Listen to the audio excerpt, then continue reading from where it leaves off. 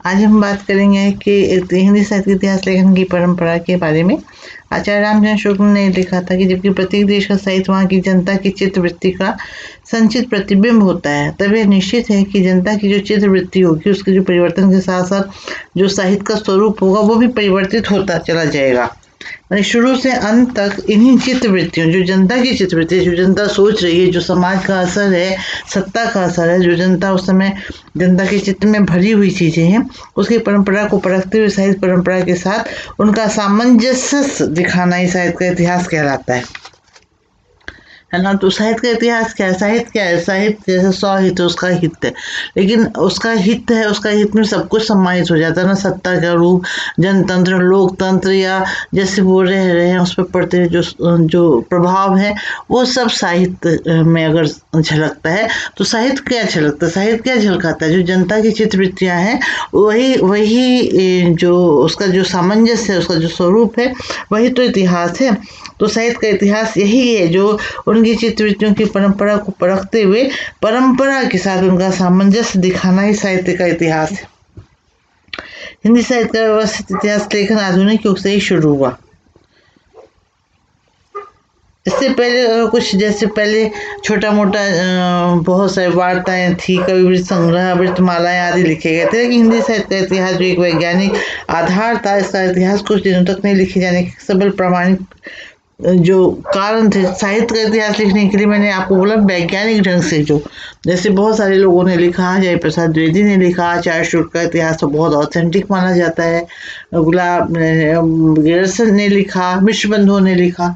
तो इस तरह के तमाम हिंदी साहित्य के इतिहास लिखे गए। डॉक्टर नगेंद्र ने रीति काल पे लिखा, बहुत सारे इतिहास लिखे गए, लेकिन जो ऑथेंटिक है अभी तक आप पढ़ते हैं जय प्रसाद द्विवेदी और आचार्य रामचंद्र शुक्ल। तो ऐसा क्यों है कि इनके जो इतिहास ग्रंथ हैं उनको बहुत ऑथेंटिक माना गया? तो इसके लिए हिंदी साहित्य के इतिहास को लिखने के लिए सामग्री क्या चाहिए, किस तरह का आधार भूमि क्या चाहिए, उस पर बात करते हुए हम कह सकते हैं कि जैसे अगर इस पे बात करने से पहले हम पहले जैसे आपको बता दें कि गासा दत्तासी का था इतिहास ग्रंथ, है ना।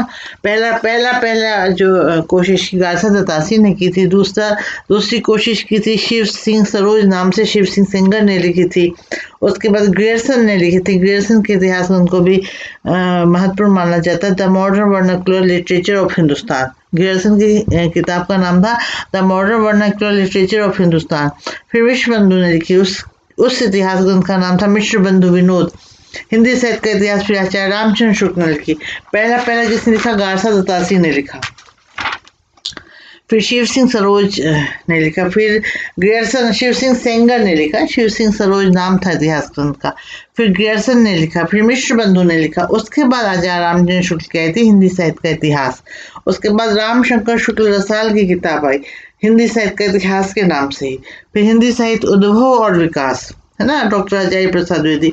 मैंने आपको बोला कि दो इतिहास ग्रंथों को बहुत प्रामाणिकता प्राप्त है। तो आचार्य रामचंद्र शुक्ल के इतिहास ग्रंथ को जो हम लोग सदैव हिंदी साहित्य के इतिहास को जानने के क्रम में आचार्य रामचंद्र शुक्ल के इतिहास को प्रेफर किया जाता है, और उसके बाद हजारी प्रसाद द्विवेदी का। लेकिन रामचंद्र शुक्ल के बाद एक और रमाशंकर शुक्ल रसाल की भी हिंदी साहित्य का इतिहास नामक एक ग्रंथ आया था, और उसके बाद हम जानते हैं जय प्रसाद द्विवेदी का आया था। वो उसका नाम अलग था, हिंदी साहित्य उद्भव और विकास नाम से था, डॉक्टर अजय प्रसाद द्विवेदी का। फिर हिंदी साहित्य की भूमिका आई थी डॉक्टर अजय प्रसाद द्विवेदी की।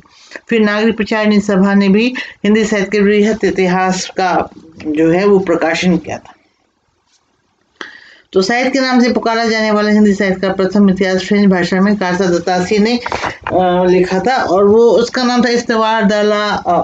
उसका नाम अगर आप लोग नोट करना चाहें तो जो गासा दत्तासी थे, फ्रेंच विद्वान थे, उन्होंने लिखा था इस्तवार दौला लित्योरुतर एंदुई हिंदुस्तानी, इस्तवार दौला लित्योरुतर एंदुई हिंदुस्तानी। फ्रेंच विद्वान थे गासा दत्तासी, उन्होंने लिखा था। इसका समय काल, इसका पहला खंड 1839 ईस्वी में हुआ और दूसरा खंड 1847 ईस्वी प्रकार।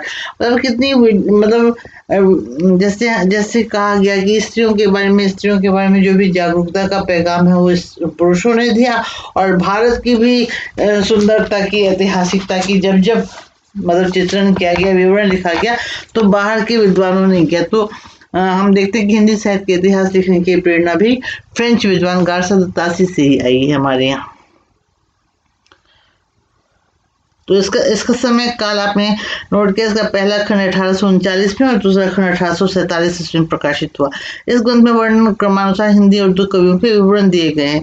नलिन विलोचन शर्मा ने इस ग्रंथ को हिंदी साहित्य का प्रथम साहित्यिक इतिहास माना है। नलिन विलोचन शर्मा जो बहुत बड़े आलोचक थे, उन्होंने इस ग्रंथ को सबसे पहला साहित्यिक इतिहास माना है और इसके लेखक तासी को निर्विवाद रूप से हिंदी साहित्य का पहला इतिहासकार माना है। और इसको पहला गार्सा द तासी फ्रेंच विद्वान थे, 1839 में आया था और दूसरा 1847 में आया था। उन्होंने इसको हिंदी साहित्य का पहला इतिहास ग्रंथ और पहला इतिहासकार माना है, नलिन विलोचन शर्मा ने। इस ग्रंथ के अनुवादक डॉक्टर लक्ष्मी सागर वार्ष ने इसको हिंदी साहित्य की दीर्घकालीन गाथा को सूत्रबद्ध रूप से स्पष्ट करने का प्रथम प्रयास मानते हैं, परंतु यह भ्रमपूर्ण विचार है जिसमें विवरण वर्णक्रम से दिए गए हैं। वे बिखरी मणियों के सदृश तो होंगे, फिर उनमें एक सूत्रता कहाँ से आएगी? इस दृष्टि से इसे हिंदी साहित्य का प्रथम इतिहास मानने में कठिनाई है।